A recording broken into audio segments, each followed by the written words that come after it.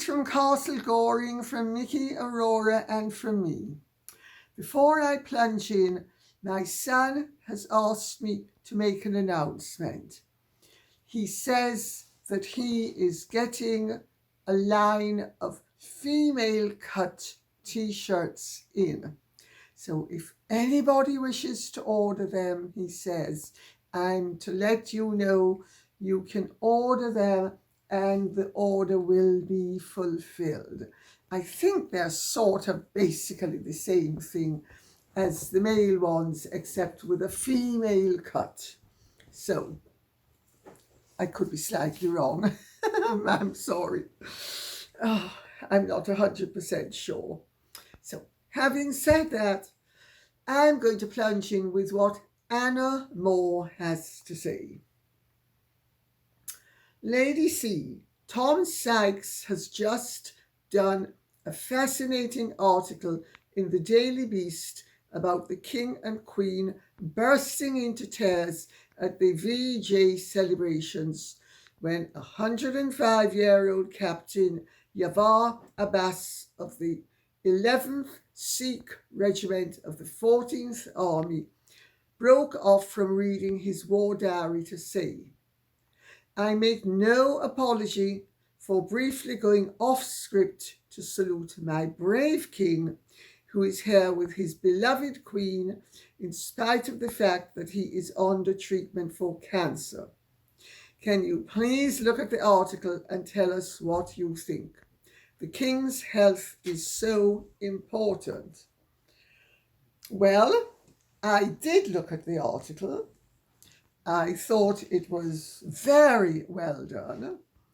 I thought it covered a lot of ground very comprehensively. I mean, there's no doubt that Tom Sykes is one of the absolute best. And he was full of really very interesting information in it. He did make the point that the media circus is jumping through hoops about the fact that the king has bladder cancer, but he has been informed by a reliable source that they're wrong. And he also made the point that he is under treatment and that it is possible that he could last for many years, that it doesn't, just because it can't be cured, doesn't mean you can't live with it. He also made another very interesting point, which was that he was turfed out of the briefing pool by the palace because he had written an article in the Daily Beast using the word incurable, and they don't want that word used. I think they really should wise up to the fact that we live in a world where people are relatively sophisticated, their information is very accessible, and pretending that they can keep a lid on certain things is just ridiculous. Even a fool now knows that the king's cancer is more than likely, and I'm going to be very gracious about this, incurable. But that he is doing well on treatment, and as long as the treatment works, he can continue to function in the extremely able, capable, and energetic way that he functions.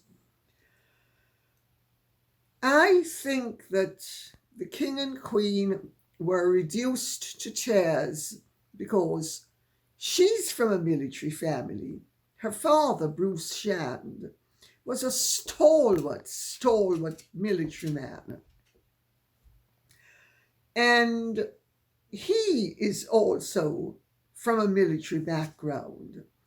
And military people are quite sentimental, and also military events are often very emotionally charged because you are celebrating the lives of people who gave up their lives so that you could flourish.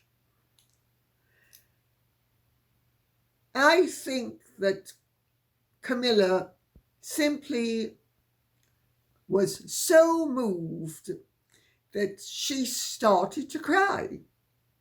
As simple as that. And then Charles struggled to avoid crying and sort of bit his hand. Sweet. Oh, I'll tell you quite bluntly, since it's appropriate, that I know what the king is suffering from. I know where he's being treated. I know the forms of treatment, some, if not all, that he's having. He's doing very well on the treatment. And contrary to the press pool Jeremiads, who are keeping their fingers crossed that they will be able to sort of have their teeth in something juicy quite recently. He could go on for years.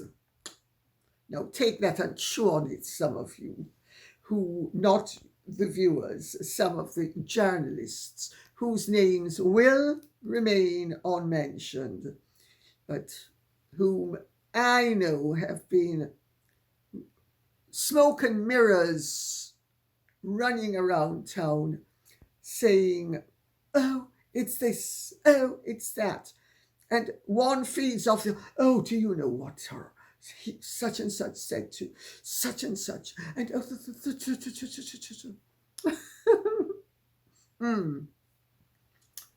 let me leave it at that.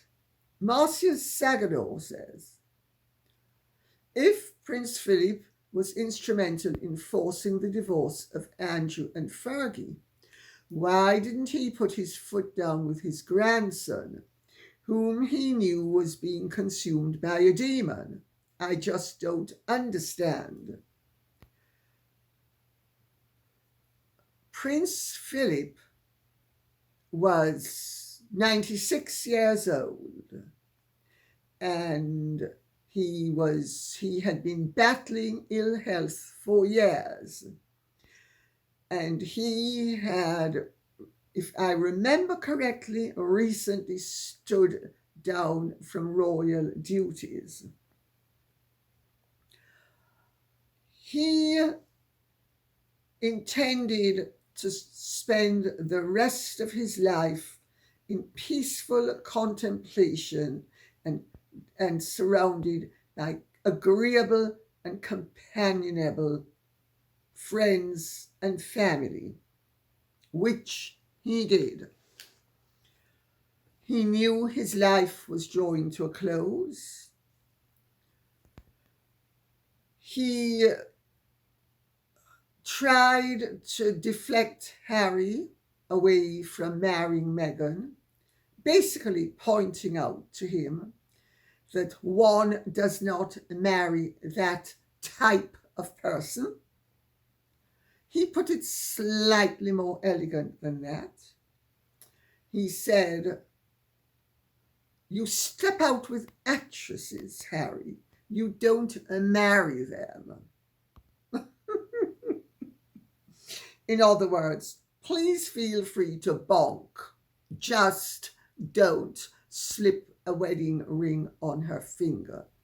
Now, Prince Philip knew and liked Princess Grace. He also knew and liked Lady Frederick Windsor.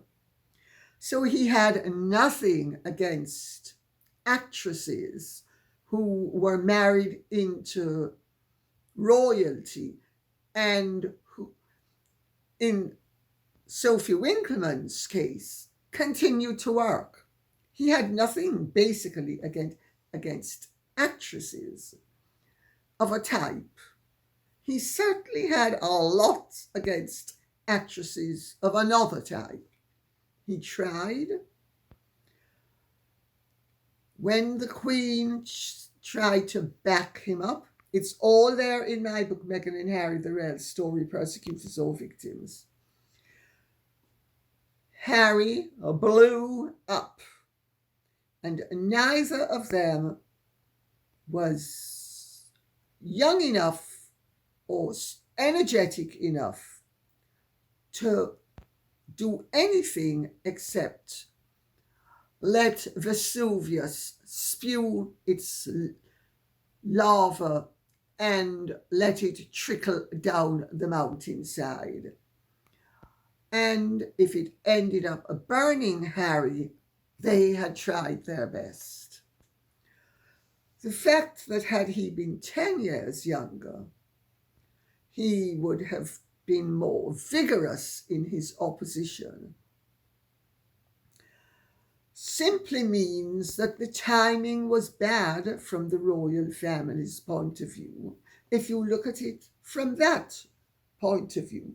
But if you look at it from another point of view, Harry and Meghan's saga has shone a light on the activities of the rest of the royal family and have created a greater awareness and public interest in the royal family than would otherwise have existed, because by and large, doing your royal duties and doing them well is dull, it's boring, the press aren't interested. Oh, the people on the ground who are interacting with the family, they're interested. But the press, whoever heard of a headline, "Good news today"? Sorry, that's not how it works. So, but Prince Philip knew what they were dealing with, and by that stage, so did the Queen. Oh, she didn't have as full a degree of knowledge as she had thereafter, because the brickbats kept on raining down on her like so many huge boulders of lava rained down on Pompey. Let's leave it at that. PS Testing says, when you speak of Andrew's naivety, I see this so clearly in Harry also. I'm a great and wonderful protected royal, and people will only want to serve me and my purposes. I offer so much. How incorrect they are. It's unfortunate that they were not properly educated, except in military matters. William did both university and military training. I also have great respect for Prince William's search and rescue and air ambulance roles.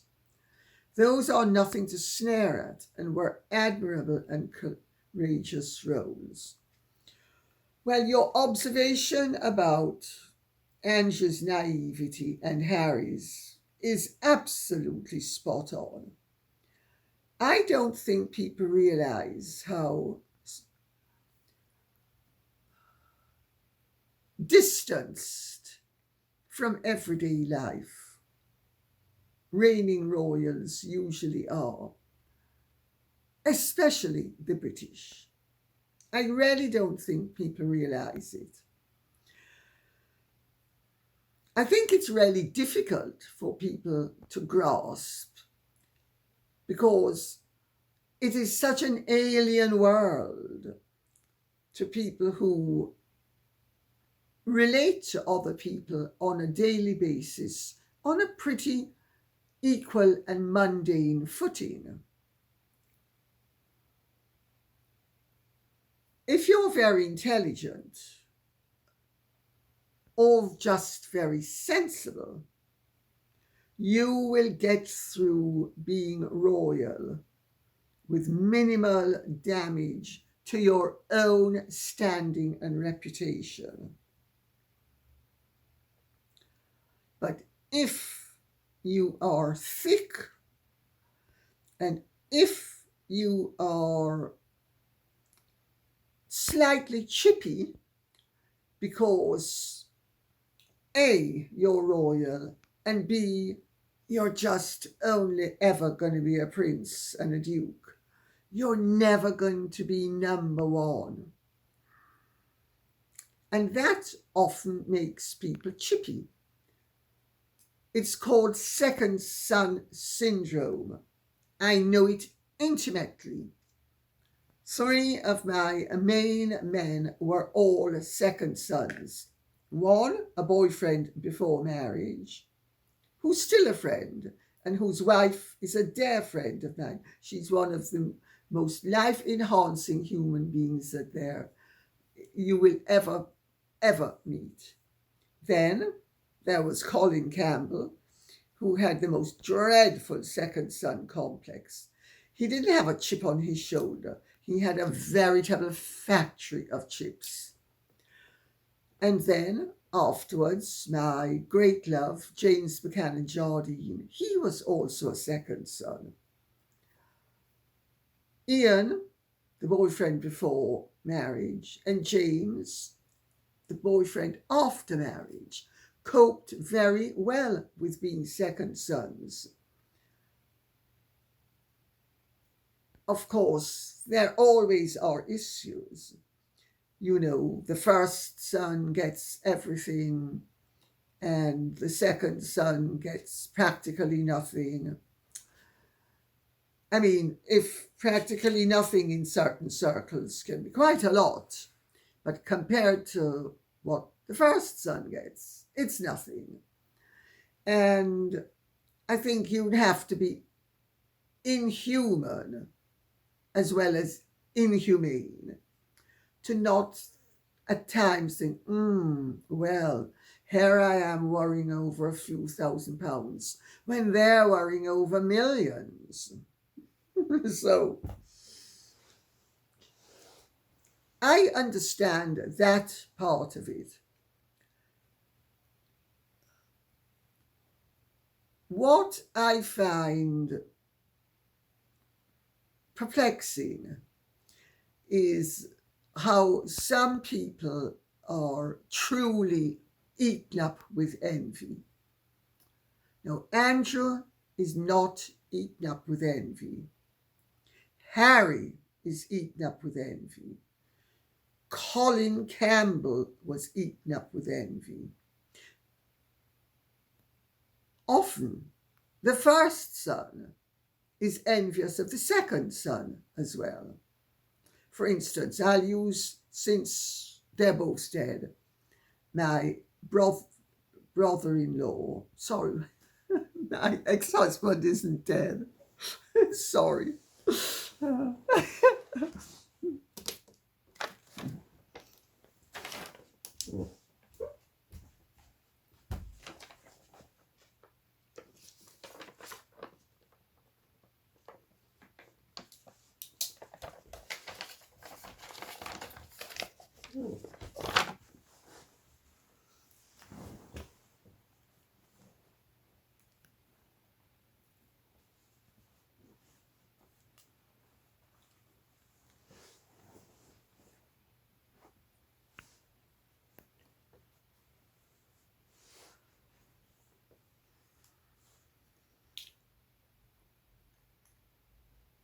Since Charles and William are both alive, and my late brother-in-law is securely dead, the Lord be praised, I will use him and my ex-husband as an example, because Ian was insanely jealous of Colin.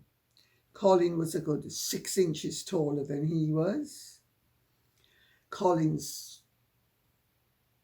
father liked him better than he liked Ian. Ian was furious that Colin had married me and that I had a reputation for looks that his wife Iona, who was perfectly nice looking, but she did not have the same reputation. And I mean, she was lovely. She absolutely was lovely. And it's thanks to her that the poison was really removed from the bloodline. But Ian set out to destroy our marriage. I mean, it was already actually destroyed by Colin's behavior. But it doesn't alter the fact that Ian did everything and had always done everything to undermine our marriage because he was so insanely jealous of Colin. It has to be said, Colin was insanely jealous of him as well.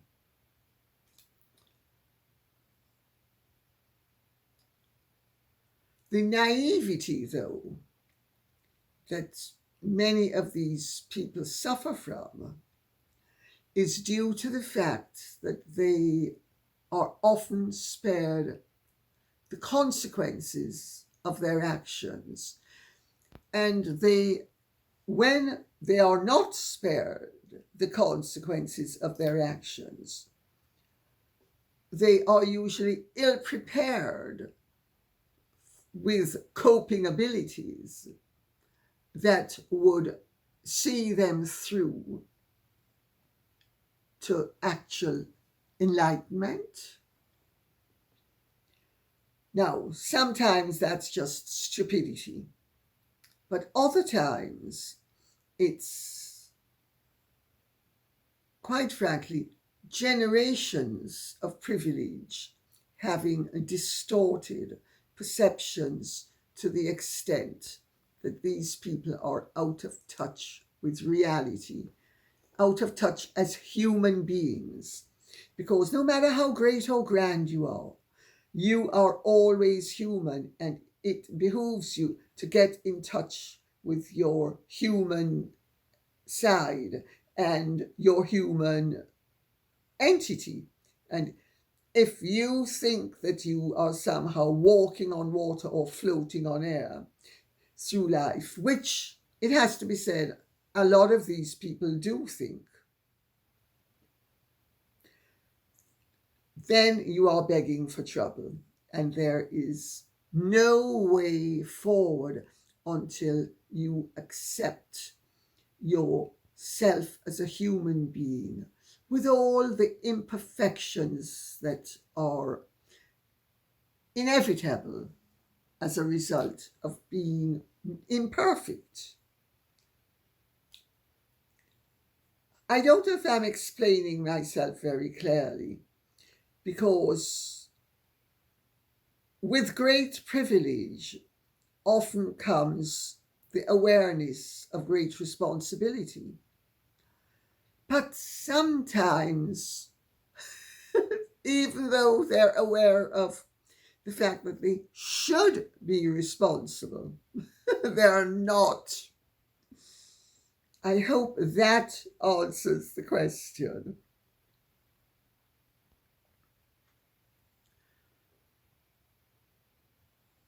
Well, I should actually, before wrapping it up, touch on the fact that William was very well trained by the Queen, who was very down to earth.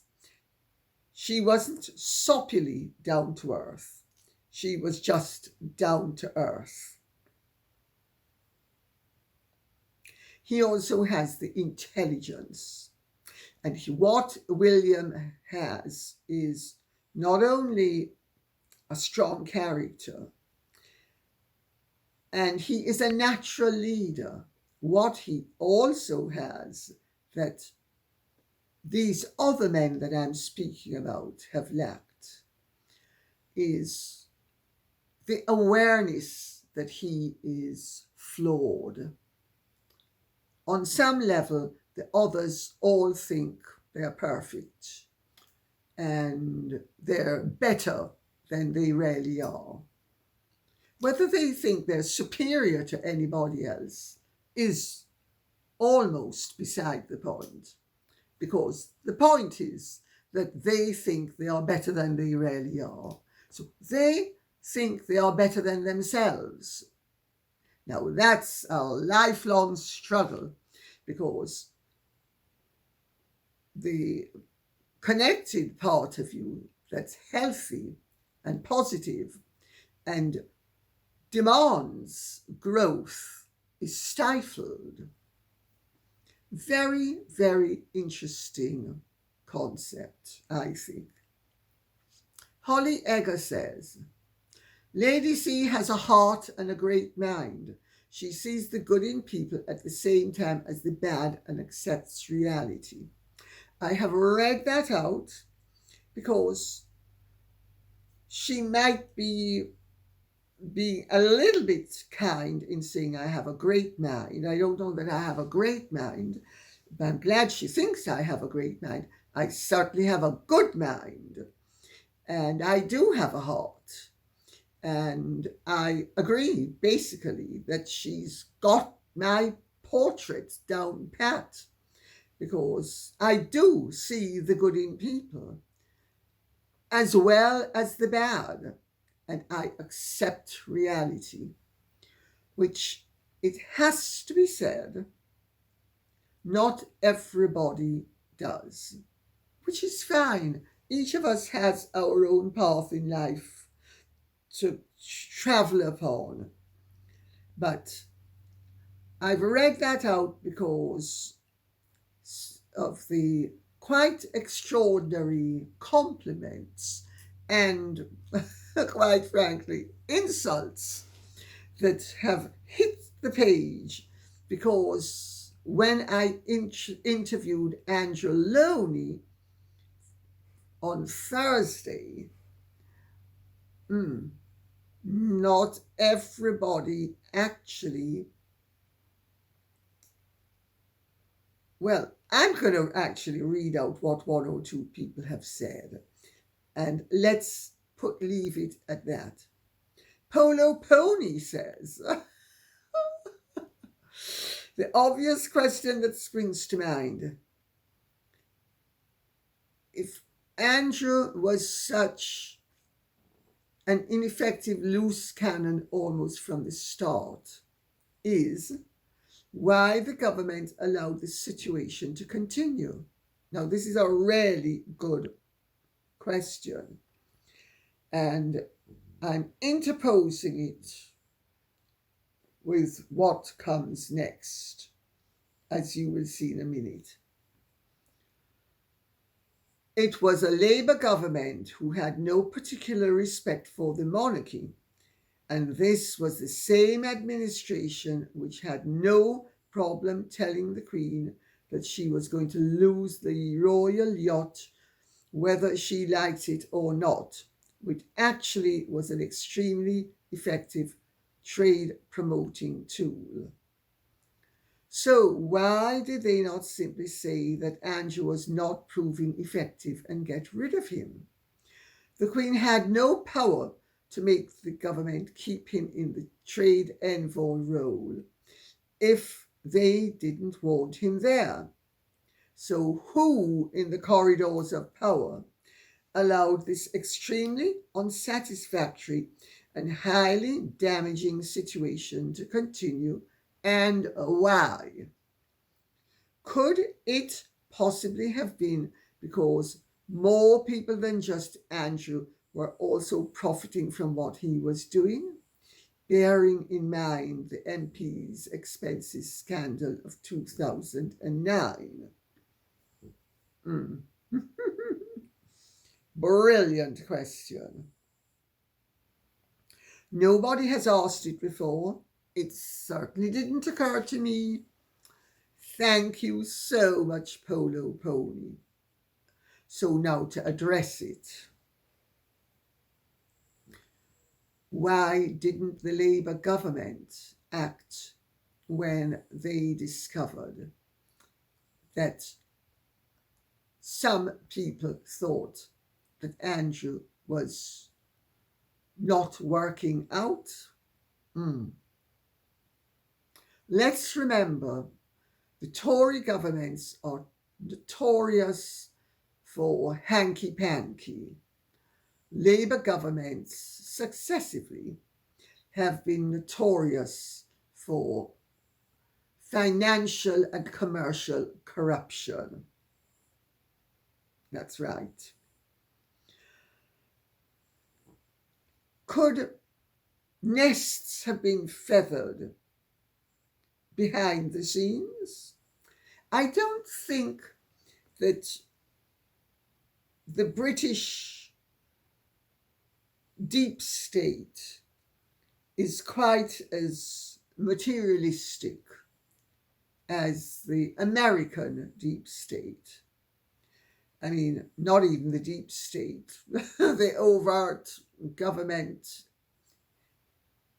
officials. I mean, I don't know why people haven't noticed that practically every penniless politician that ends up in Congress somehow, magically, don't ask me how, they end up being multi-millionaires on salaries that would take maybe 100 years to achieve the degree of wealth that they possess after only a few. But I don't think it's necessarily that. I think it could, I'm sure the gravy train was going choo-choo down the dining table as people were steaming up the roast beef. Let's put it that way. But I see another rather more dark reason why they would have continued, but there would be several reasons why they would continue, but a particularly malevolent one would have been, let's let him cock it up, because an awful lot of the mandarins in Whitehall are not pro-monarchy. They are anti-monarchist. Also, a lot of the mandarins in Whitehall are extremely pompous and pretentious. And it annoys them that people who do not have to work for their positions to achieve them, but were born to them. This triggers a tremendous amount of envy. And not only the mandarins in Whitehall, but a lot of the judiciary regard themselves as the true elite. They suffer the royal family and the aristocracy, and now the very rich money. They suffer all of those categories with condescension and contempt. And they regard themselves as superior to everyone else and do everything in their power to trip them up. For instance, if a titled person comes up before a court, they're going to get far harsher punishment than if an ordinary middle-class person comes up before a court. Ironically enough, working-class people often get bad treatment as well, because that category of person, I suppose, what you'd call truly bourgeois. They have absolute contempt for those beneath them and absolute envious, contemptuous rage for those above them. Maybe they were happy to see Andrew making waves and hopefully getting something going that would ultimately impact adversely upon what they enviously regard as their unacceptable superiors. Think of it. It's a possibility. Or another possibility is incompetence, but they're usually very Machiavellian, these types. So usually they're not incompetent. And if they are incompetent, they're usually still arrogant enough to do what they want. So there's that as a possibility. But there's another possibility as well. They use people like Andrew and situations that the Andrews of this world create to advance themselves professionally. You know, it's the age-old thing of a lawyer creating problems for a rich and grand client so that he can then go to the client's rescue. So there's that element as well. You know, sort of, oh, look how wonderful I am. I've mopped up after Prince Andrew yet again, and I'm going to get brownie points for it, which of course also conflicts with the Republican sympathies that some of these people have. But their great loyalty isn't either to the Socialist Republic of Great Britain or the United Kingdom of Great Britain and Northern Ireland. Their loyalty is usually to their own advancement, and they use each other as well. It's actually quite instructive to behold. And I'll tell you, the old television series, Yes Minister and Yes Prime Minister, captures a lot of this absolutely perfectly. You should look at, also, it's very witty and entertaining and hysterically funny in parts. I'd recommend looking at it if you really want to get a feel for Whitehall governmental demeanour.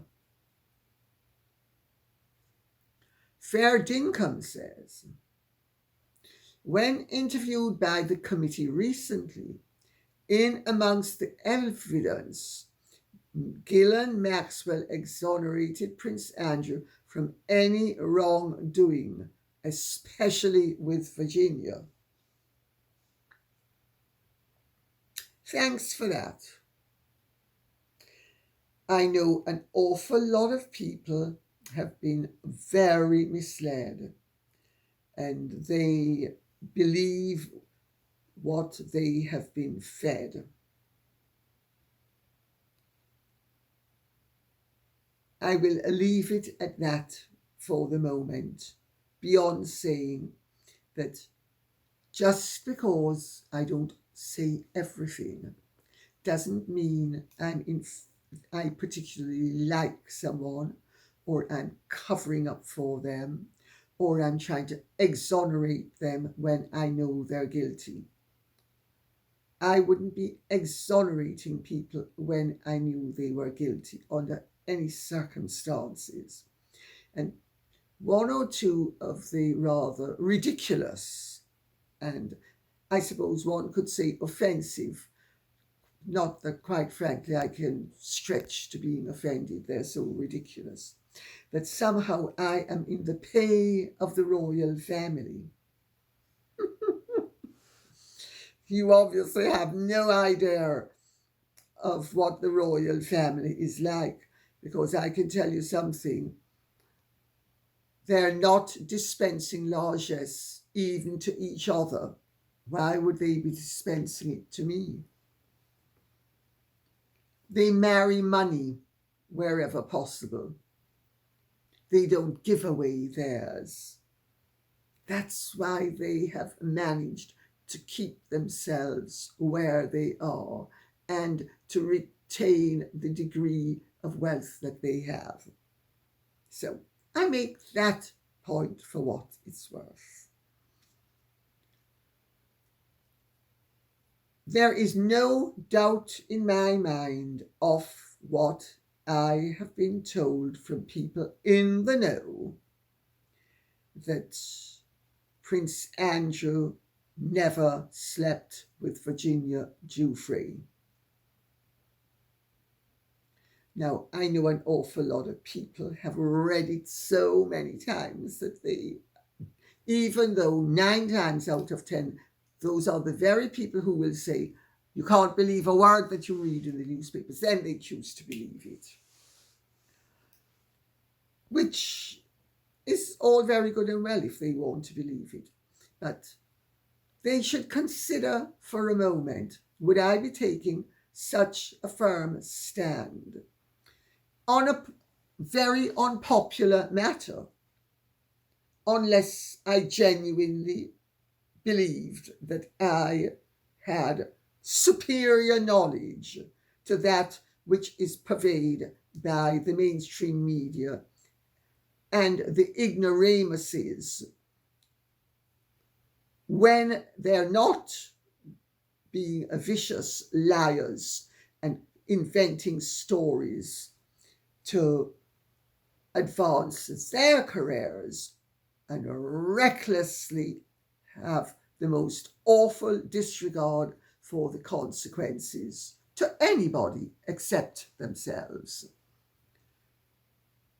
I am in particular thinking of a female journalist who encouraged Virginia Giuffre to remember things she had never experienced. It's all there in black and white. Of course, the mainstream media aren't going to be going after each other. It's a courtesy of one, shark for another.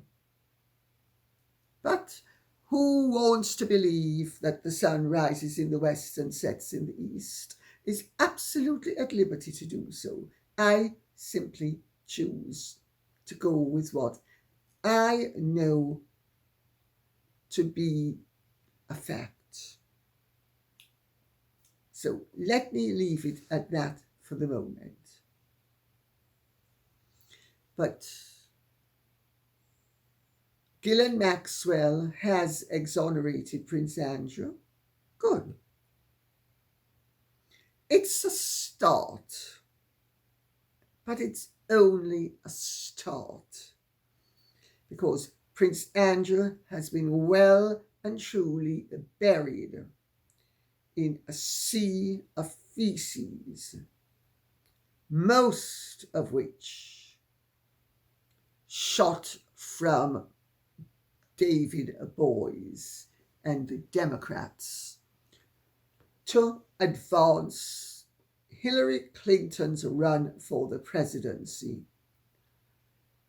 and deflect away from her involvement with Epstein and President Clinton's involvement with Epstein. It's quite astonishing that people are up in arms about the fact that, and there is a photograph with Andrew posing with his arm around a young girl's back. I pose for photographs with strangers all the time in pretty similar poses. I don't suppose you think that's proof that I've slept with all of them. whether they were men, women, or children is beside the point.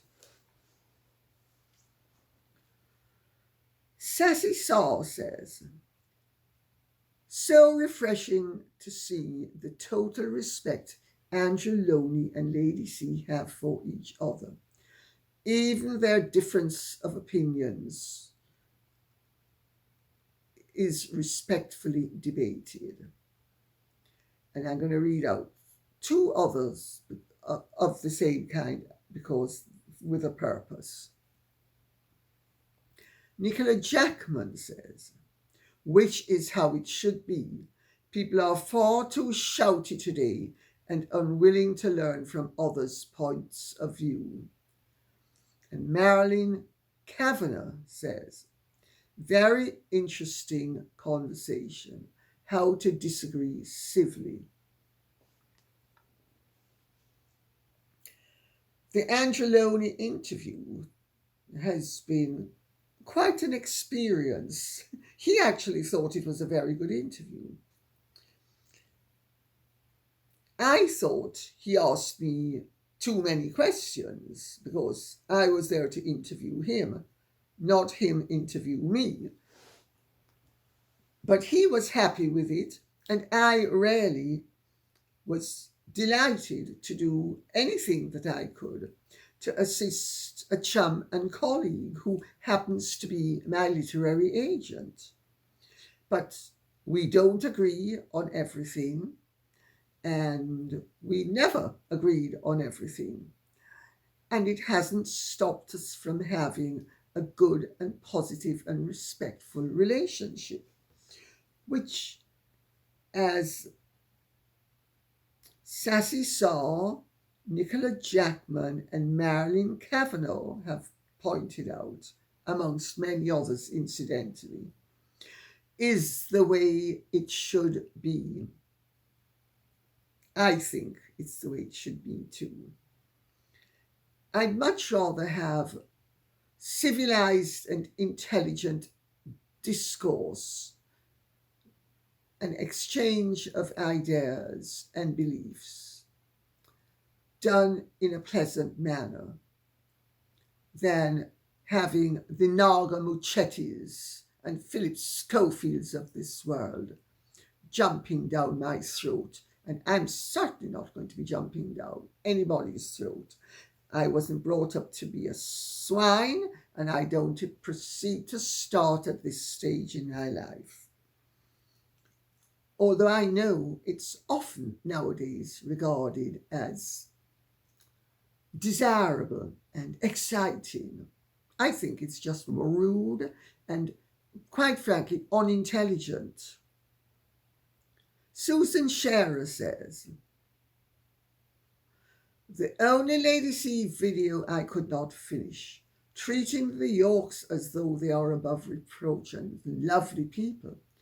Prince William has expressed concern about all the Yorks, and I side with him.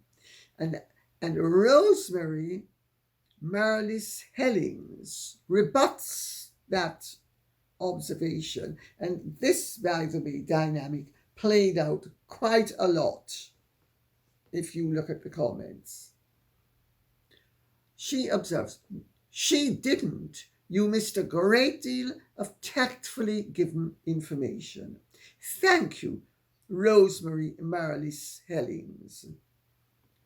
Sometimes, if people listen closely, they glean information not only about what you have said, but how you said it and what you haven't said. I was not there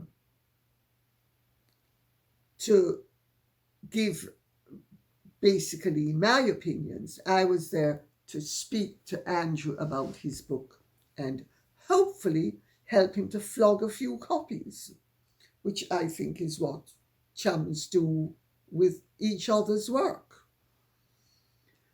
And Victoria Cascard says, oh, dear Lady C has obviously been asked to help save Randy's reputation. So disappointing. We know the facts, and so do you too. Please don't insult us. Well, I think, Victoria, Cathcart, I'm going to let Teacher Susan respond. They both seem to be very well informed, fascinating. And Mandy Lynn Lee says, Lady C thinks Andrew can do no wrong. Terrible me. Am I not a wicked woman? And Miss Winnie says, over the years she has been critical of Andrew. I don't think people actually realize that in certain contexts you are supposed to perform in a particular way.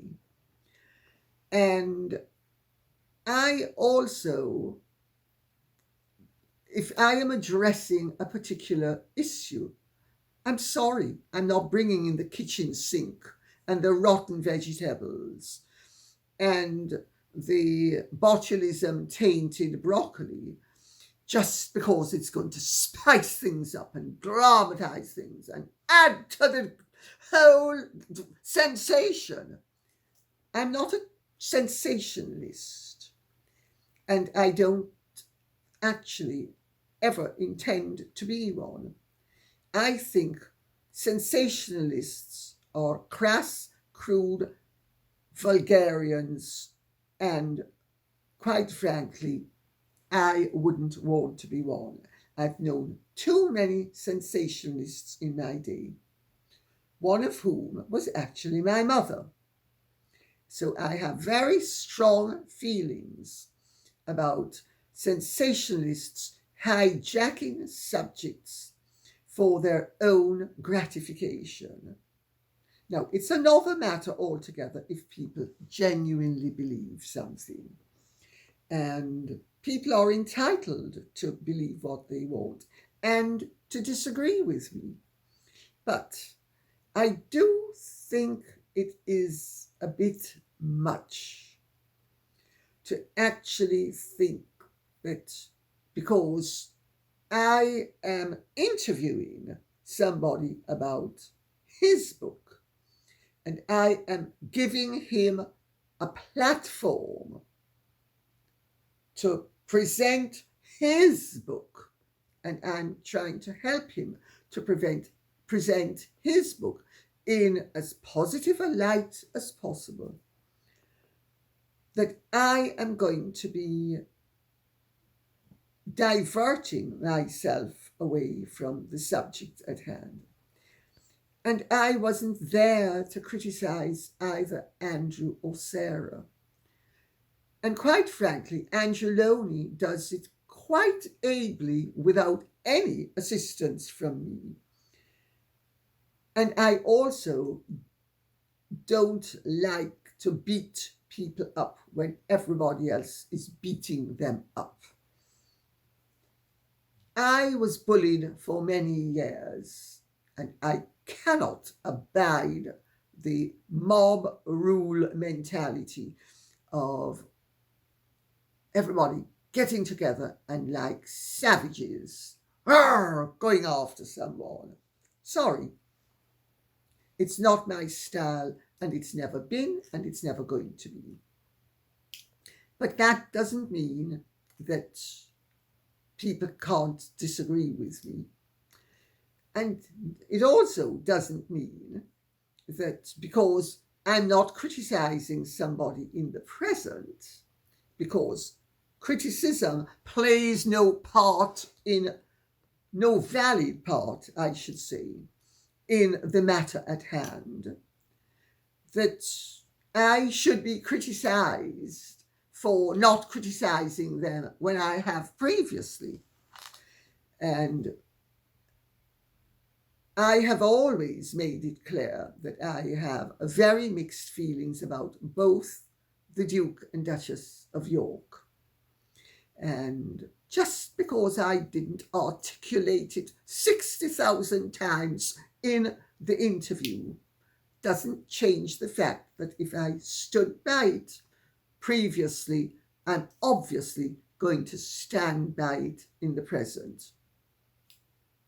unless, of course, I discovered to the contrary, in which case I would. And also, I wish to point out that understanding somebody doesn't mean you necessarily agree with them. But I see no reason to condemn a public figure, or in this case, two public figures, when they are already being roundly condemned by other people. I'm sorry, I really do not run with the rabble. I'm not a rabble rouser, and I'm not running with the rabble. Never have, never will. And let everybody else pick up the stones and hurl them. I am not ever going to do it. That doesn't mean that I won't pick up a stone and hurl it, because I'm pretty damn sure all of you know that I'm very capable of picking up stones and hurling them and hitting bullseye. But that's when appropriate and the subject at hand, and not usually when everybody else is doing it. Maybe to that extent I'm cussing, but I'm sure it goes back to my teenage especially, where I was roundly bullied on a daily basis for several years. Bullying turns me off, and so does being a member of a baying mob. I hope that makes my position clear. And we will end with what Jude Hardman says. Sarah and Andrew are appallingly greedy users, Lady C. You have been conned by them. No, I haven't been conned by them. I don't need to say that they are appallingly greedy users when I am interviewing somebody who has said it. I don't need to say it. Aside from anything else, a good interviewer doesn't step on the answers of her or his subject. She or he lets the subject speak. You know what is on the discussion, and what you do is you ask the question and you elicit a response. And several people observed that Lownie is also a good interviewer, and he actually kept on interviewing me as well. Or so they observed. I thought we were simply exchanging ideas. Now, it has to be said, possibly because each of us is aware of a degree of knowledge that the other has, that so maybe only the tip of the iceberg showed, but we are aware of the body of the iceberg beneath. So, and it's not only what we said, but what we didn't say. So we were in absolute accord with each other insofar as the discussion we were having. And maybe because maybe we know each other and too well and respect each other too much, that not all of that was conveyed. But Andrew and Sarah have at times been appalling and greedy and users.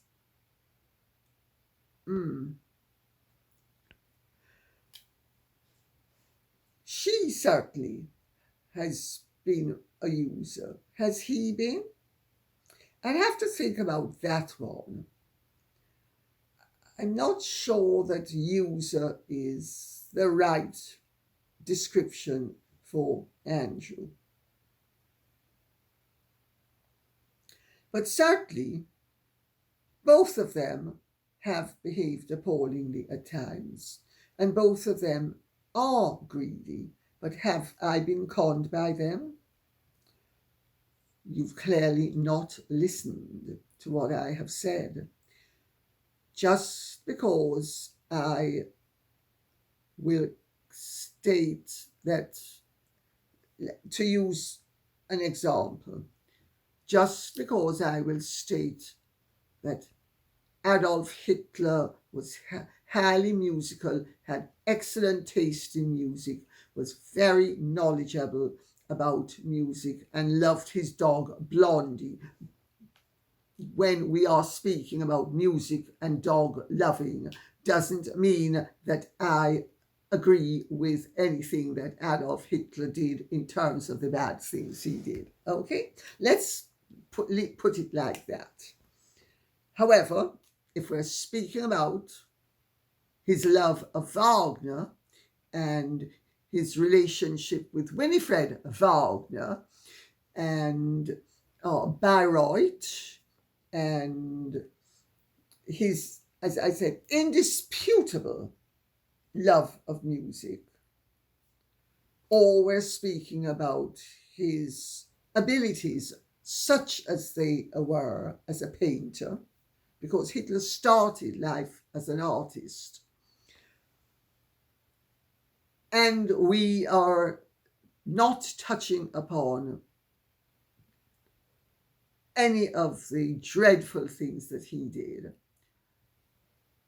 It would be rather a leap for you to conclude that because I said Hitler liked music and was very knowledgeable about it, and that he had started life as a painter, and although he certainly was not a great painter, he was certainly a competent enough draftsman. That doesn't mean that I'm pro-Hitler. And I've used that example because had Hitler prevailed, I could not have been born. So I use that as an example.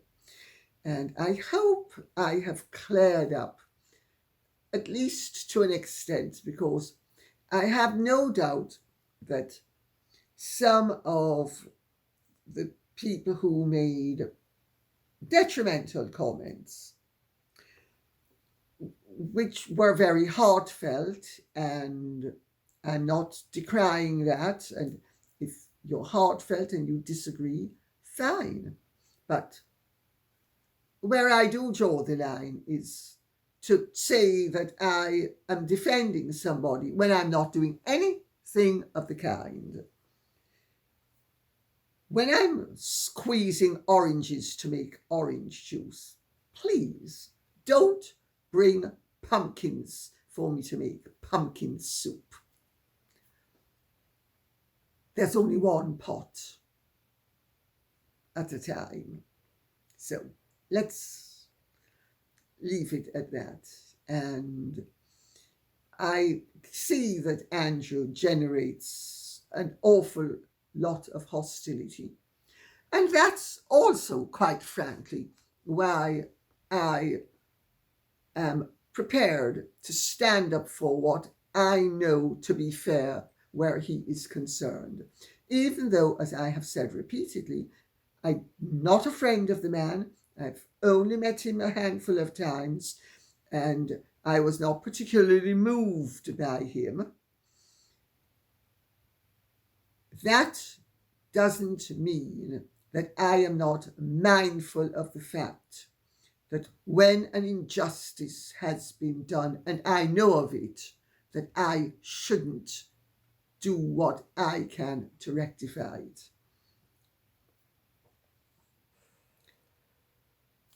And hopefully, eventually, he will be exonerated. Of course, that's going to leave an awful lot of people with an awful lot of egg on their faces. So you can depend on it. The mainstream media and many of the opinion makers will be bucking that left, right, and centre, because they'd sooner bury somebody unfairly than say, we were wrong, he deserves to be recognised for what he is, which may be an oaf and maybe a jerk and maybe a bore, but is nevertheless not an ephebophile. It's as simple as that. And on that note, I'll say thank you very much for listening. I hope this has been of some interest to you. If it has, please keep the questions and comments coming in. And take good care. Bye-bye. And if you have truly enjoyed this, would you care to like, share, subscribe, press the notification bell, and a bientôt. Bye.